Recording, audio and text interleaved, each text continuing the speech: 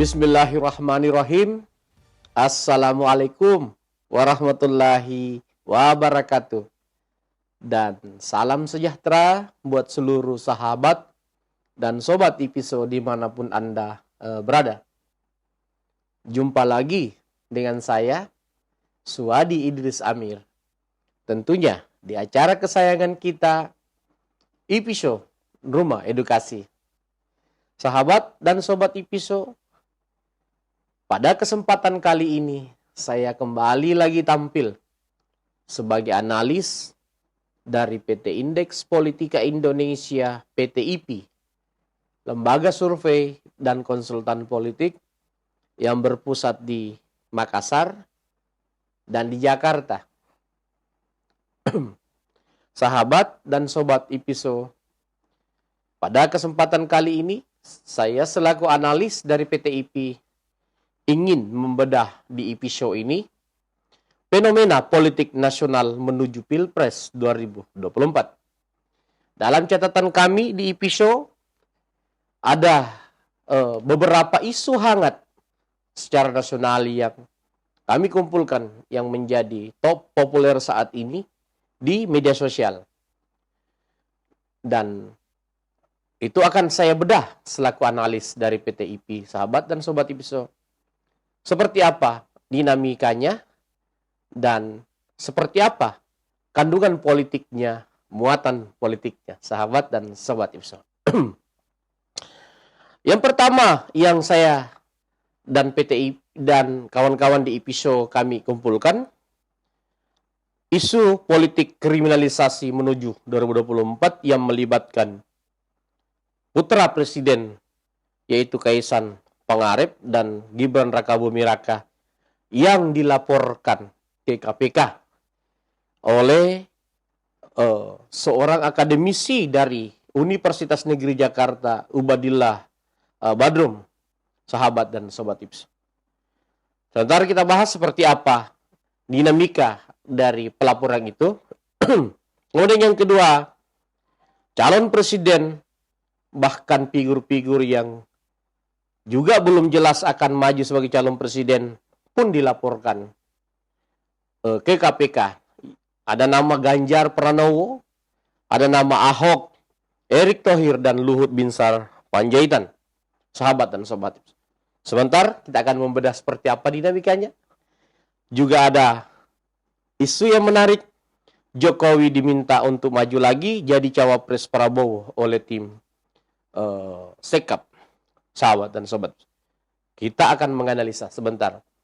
Kemudian ada isu NU batasi kader PKB. Ada apa? NU batasi kader PKB di kepengurusan NU yang terbaru, yang baru-baru terpilih, sahabat dan sobat IPISO. Kemudian ada isu Kapolda Metro Jaya diisukan akan jadi PLT Gubernur DKI menggantikan Anies Rashid Baswedan. Dan tentu terakhir ada isu Golkar tawari Anies Rashid Baswedan 02 Airlangga Hartarto.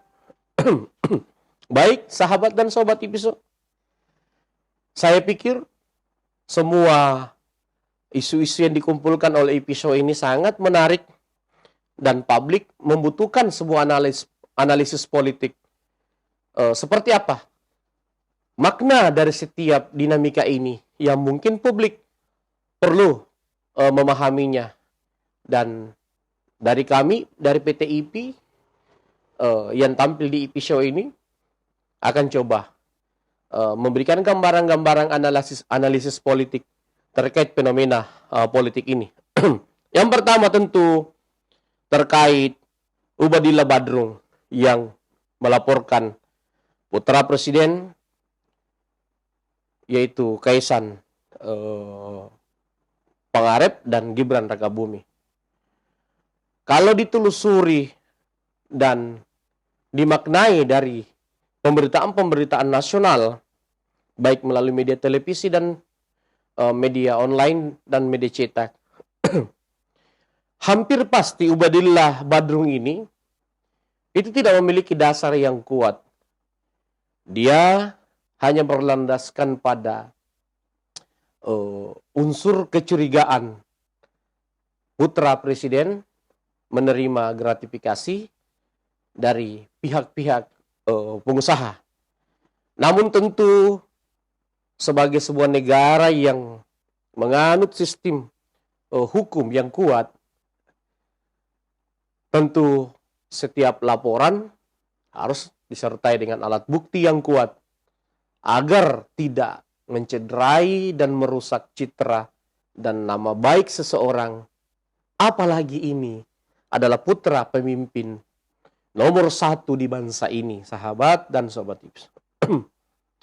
Dalam beberapa diskusi-diskusi yang melibatkan Ubadillah Badrum, mulai dari Kompas TV dan media-media online, Ubadillah Badrum hanya berdasarkan pada asas kecurigaan bahwa kedua putra Jokowi ini menerima bantuan-bantuan dari pengusaha dan konon katanya itu mencederai bangsa ini sebagai putra presiden.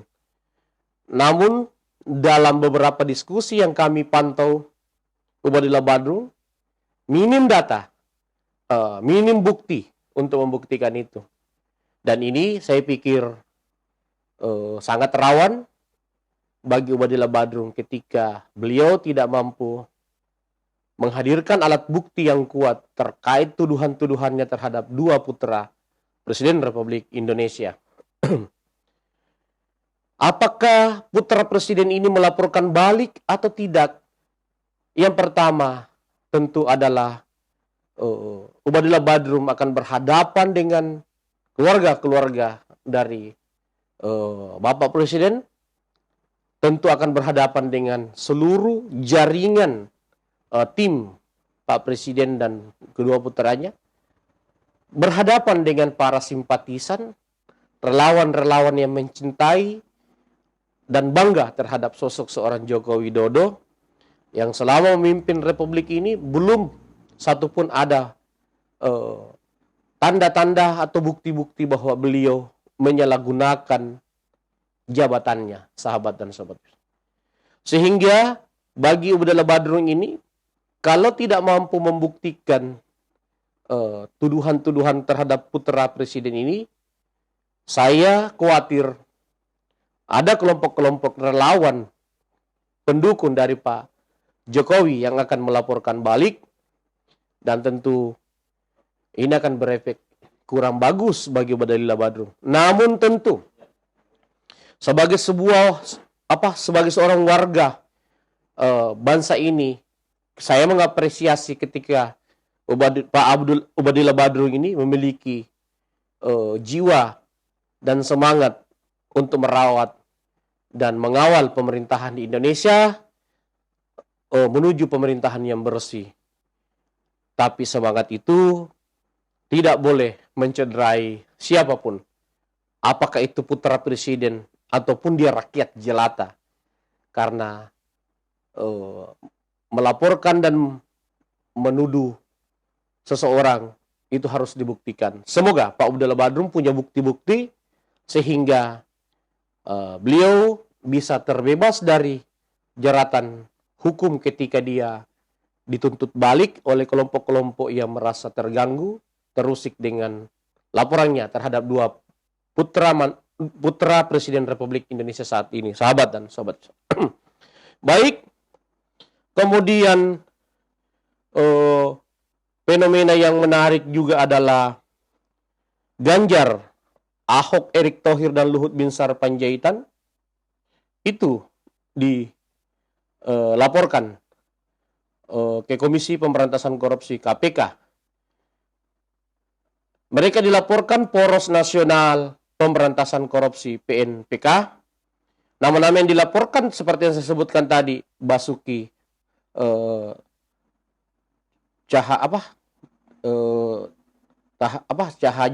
Tahaja Purnama atau Ahok alias Ahok. Kemudian ada Luhut Binsar Panjaitan. Ada juga Menteri Koordinator Perekonomian Erlangga Hartarto, Menteri BUM Erick Thohir, Gubernur DKI Anies Rashid Baswedan, dan Gubernur Jawa Tengah Ganjar Pranowo.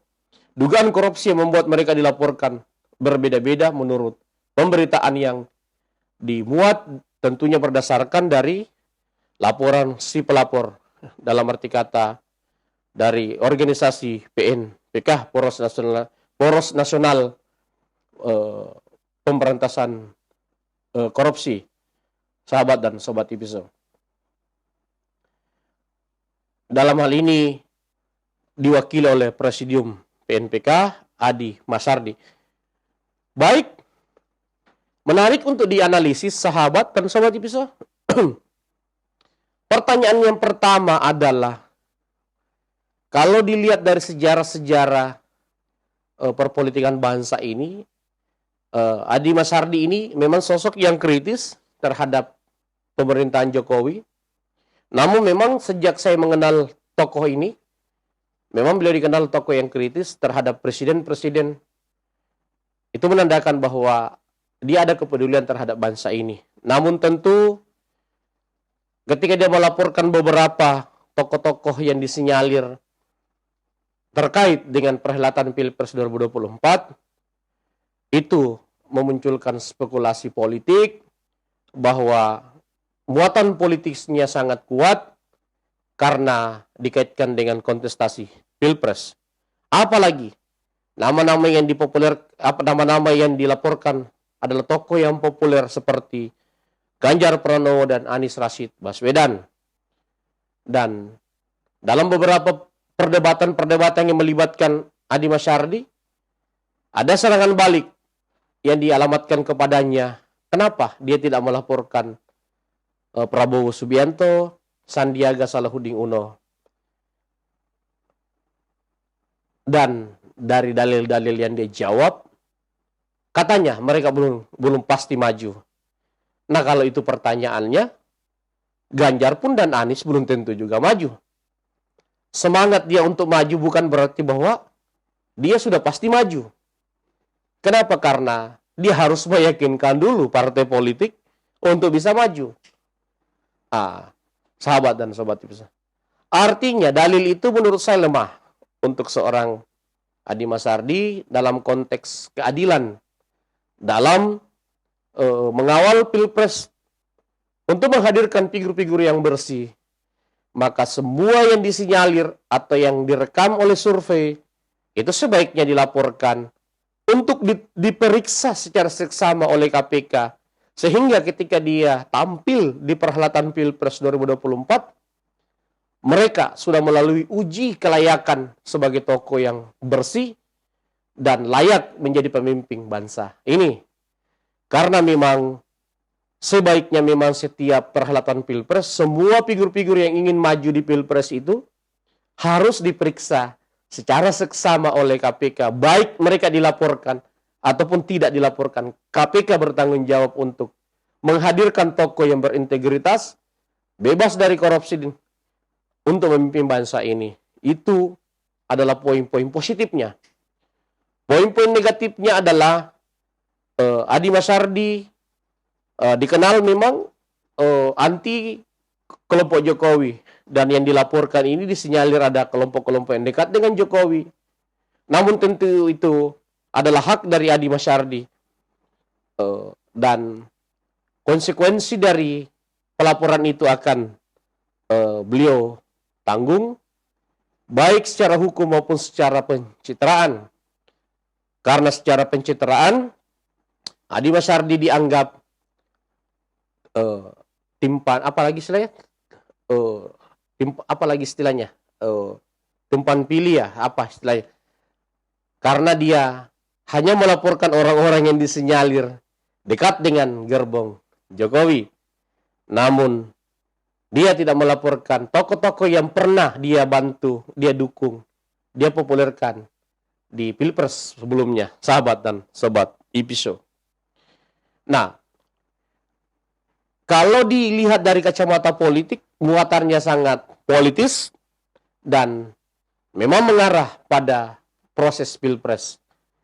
Ada indikasi memang dalam rangka melemahkan akseptabilitas figur-figur yang terlaporkan, karena memang ketika ada figur yang dilaporkan ke KPK itu sangat bisa berdampak buruk bagi akseptabilitas figur tersebut ketika masyarakat Indonesia tidak mendapatkan pencerahan dari proses itu. Apalagi ketika misalnya transparansi dari pemberitaan itu tidak menyeluruh sampai ke masyarakat. Dan ini harus betul-betul secara transparansi disampaikan ke masyarakat apapun hasil dari pelaporan itu. Baik ada bukti atau tidak ada bukti. Dan seperti apa efek hukum dan efek sosial bagi sang pelapor dan yang terlapor, sahabat dan sobat episode. Kemudian ada juga isu yang menarik, sahabat dan sobat episode, yaitu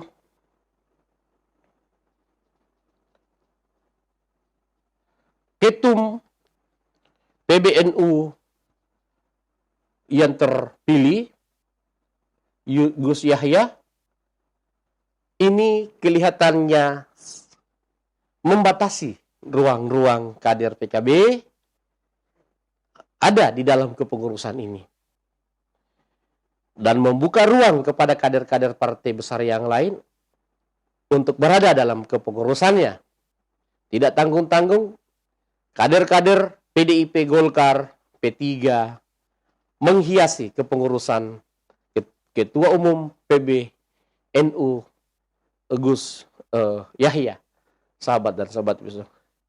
Ada dua spekulasi politik yang muncul dari struktur kepengurusan yang minim melibatkan kader PKB ini. Bukankah selama ini dominasi PKB dalam kepengurusan NU itu selalu tinggi dan teratas karena PKB semua orang tahu bahwa dia lahir dari kandungan NU itu sendiri, yang dilahirkan oleh NU itu sendiri. Namun di kepengurusan Ketua Umum PBNU yang terpilih Gus Yahya baru-baru ini, kelihatannya spekulasi yang muncul PKB dianaktirikan. Mari kita bedah seperti apa tinjauan politiknya, muatan politiknya dari kejadian ini. Yang pertama tentu adalah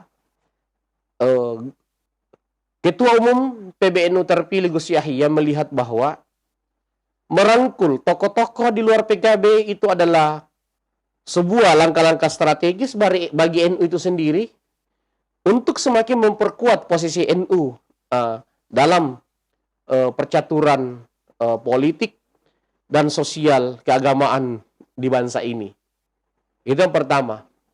Yang kedua, NU membutuhkan keseimbangan dengan menghadirkan tokoh-tokoh yang tidak lahir dan besar di kalangan NU selama ini dan tidak lahir dan besar di kalangan PKB itu sendiri. Namun mereka adalah tokoh-tokoh yang memiliki rekam jejak yang bagus, integritas yang bagus, sehingga kehadiran mereka dalam struktural kepengurusan PBNU periode terbaru ini itu bisa memperkuat dan semakin memperkokoh posisi NU di jagat Nusantara. Ini spekulasi itu dan analisis politik itu muncul dari kami, dari PT IP yang kami sampaikan di IP Show Rumah Edukasi ini. Spekulasi yang kedua adalah, mungkinkah PKB memang kemarin tidak berada pada barisan Gus Yahya? Sehingga efek dari kesalahan mendukung inilah yang membuat jatah PKB berkurang dalam kepengurusan NU. Itu spekulasi pertama. Spekulasi yang kedua yang muncul dari kami adalah, ini sinyal bahwa kemungkinan besar Caimin yang menguasai PKB 3 periode akan digoyang ke depan, atau dalam arti kata PKB ingin dikembalikan kepada pemilik atau apalagi istilahnya ayah kandungnya atau kembali pada gerbong rumahnya yang sebenarnya, atau kembali pada gerbong barisannya yang sebenarnya, yaitu terah Gus Dur dan keluarga dekat Gus Dur. Walaupun Caimin kita tahu adalah keluarga Gus Dur, tapi dia tergolong keluarga sudah jauh, agak jauh, masih lebih dekat gerbong Gus Yahya ini dan adiknya Menteri Agama dibanding Caimin dalam terah Kiai Haji Gus Dur, sahabat dan sobat IPSO. Spekulasi ini muncul dari kami bahwa ada semangat untuk meminta kembali PKB dikembalikan pada apalagi darah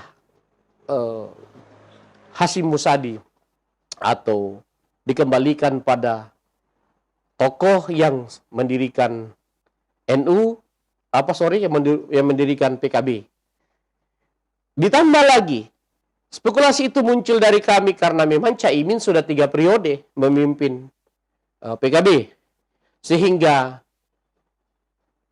kelihatannya Caimin harus legowo. PKB ini di bawah naungan PBNU Gus Yahya akan diarahkan sesuai dengan keinginan PBNU kepengurusan terbaru ini. Dan spekulasi itu memunculkan bahwa gerbong Gus Yahya dan orang-orang yang dekat dengan Gus Yahya ini besar kemungkinan akan dipersiapkan untuk menjadi pemimpin PKB ke depan. Ada 2 nama yang dalam analisis kami di PTIP mengemuka. Pertama tentu adalah Sekjen PBNU yang terpilih, Pak Saifullah Yusuf, yang wali kota saat ini, mantan wakil gubernur, yang dikenal memang keponakan dekat Gus Dur. Dan yang kedua tentu keponakan dekat Gus Dur yang lainnya adalah Menteri Agama saat ini, sahabat dan sobat IPSO.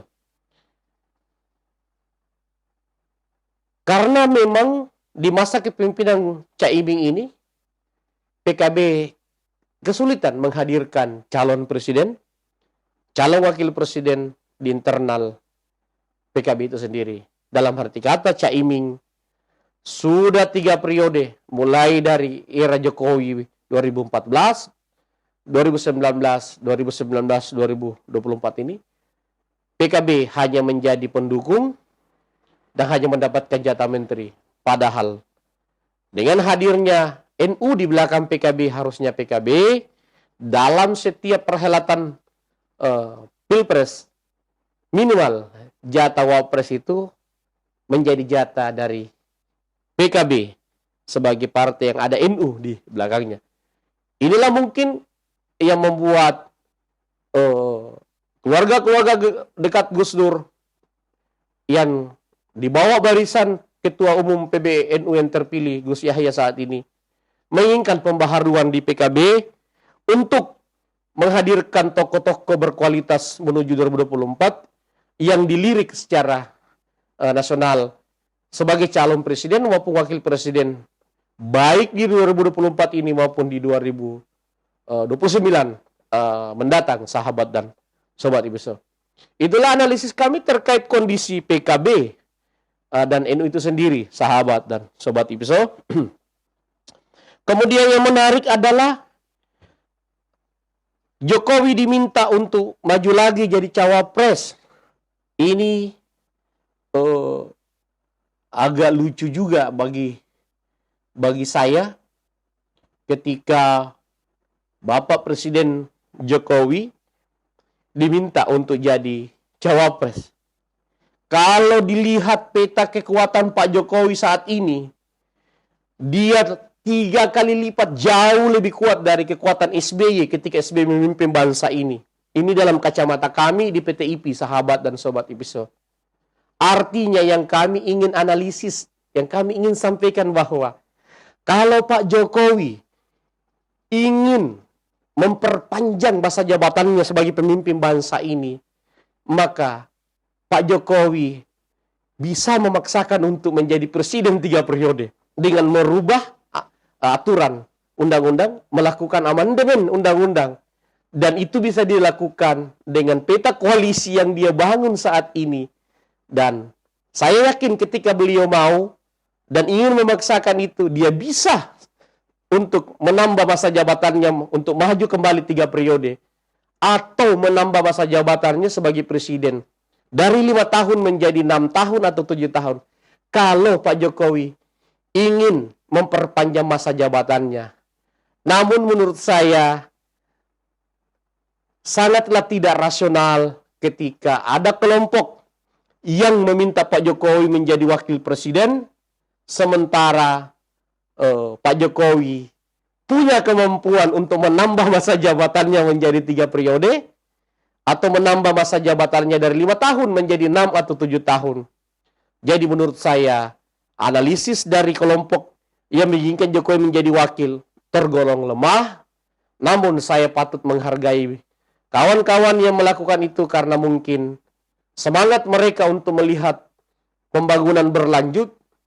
Namun tentunya mereka juga harus mengingat bahwa Pak Jokowi ini bukan kapasitas sebagai RI 2. Dia tidak layak untuk menjadi RI 2 dengan saat ini menjabat sebagai presiden periode kedua.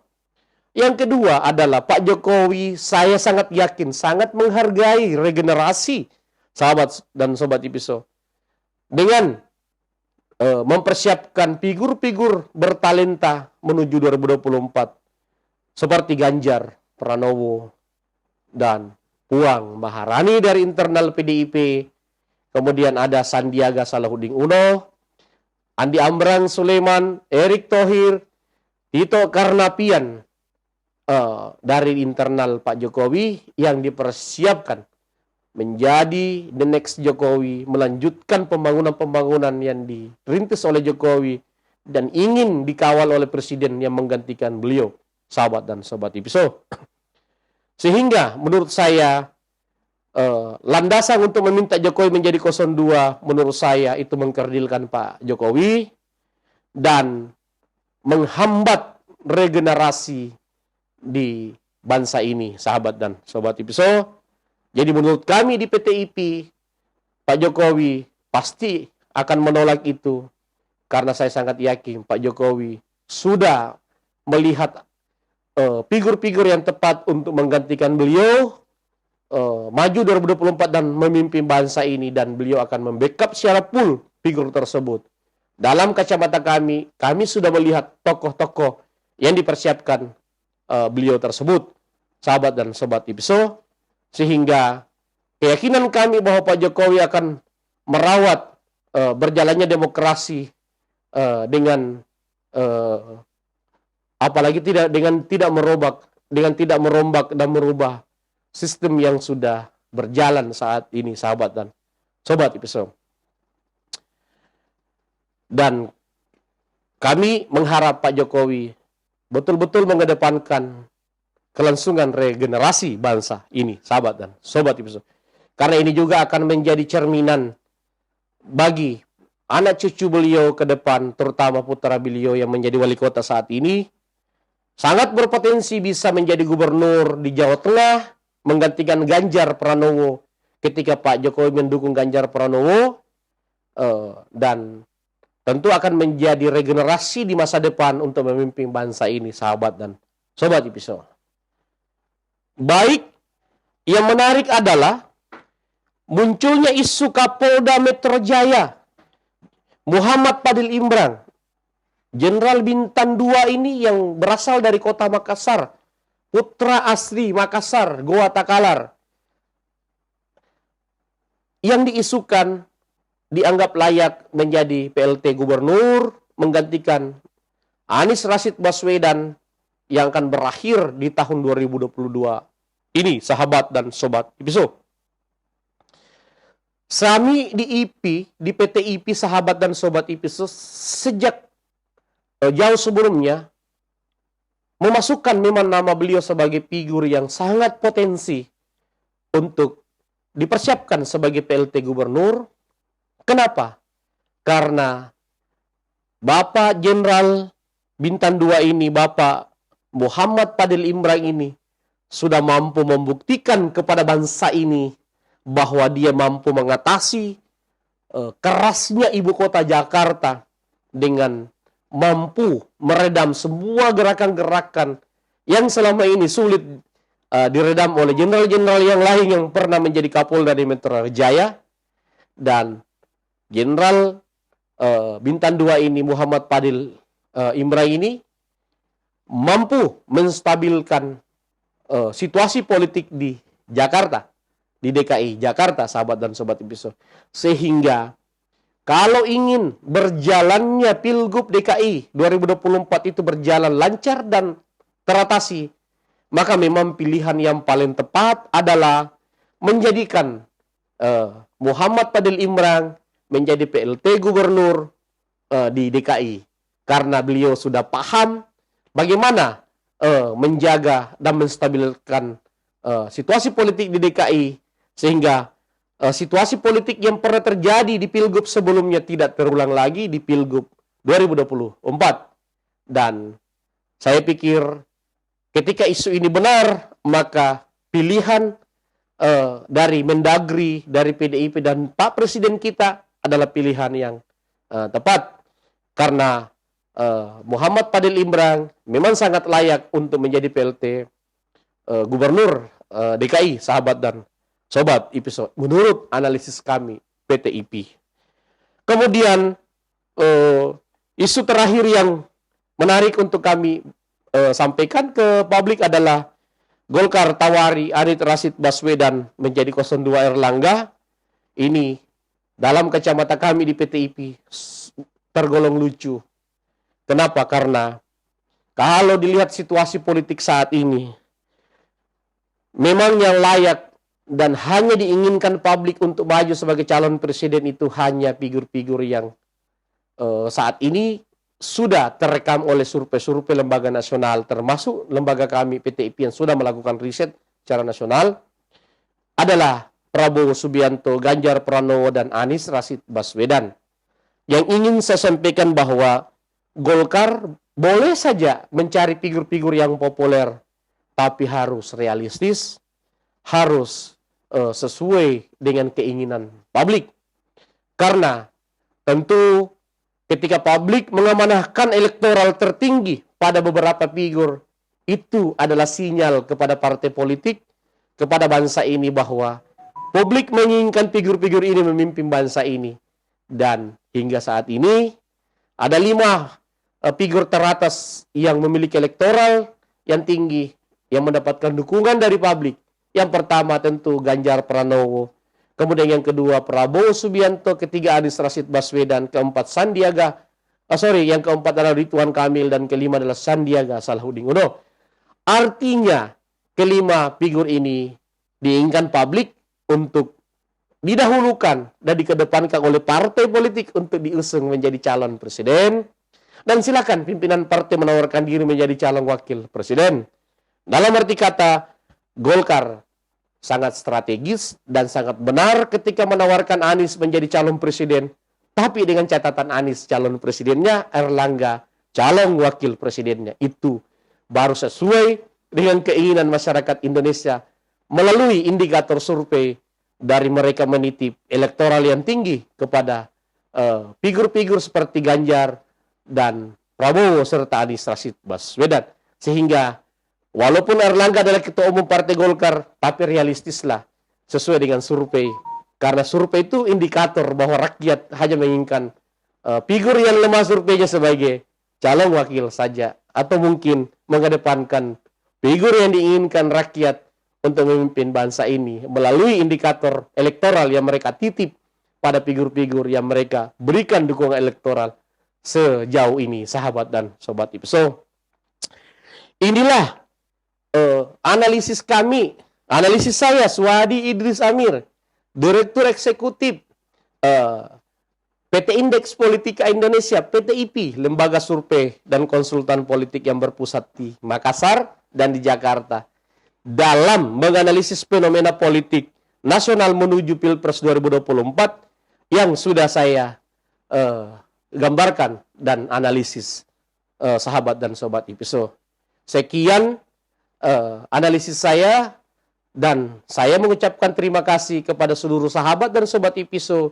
yang senantiasa mengikuti diskusi-diskusi dan dialog politik di episode Rumah Edukasi. Sampai jumpa pada diskusi berikutnya. Assalamualaikum warahmatullahi wabarakatuh.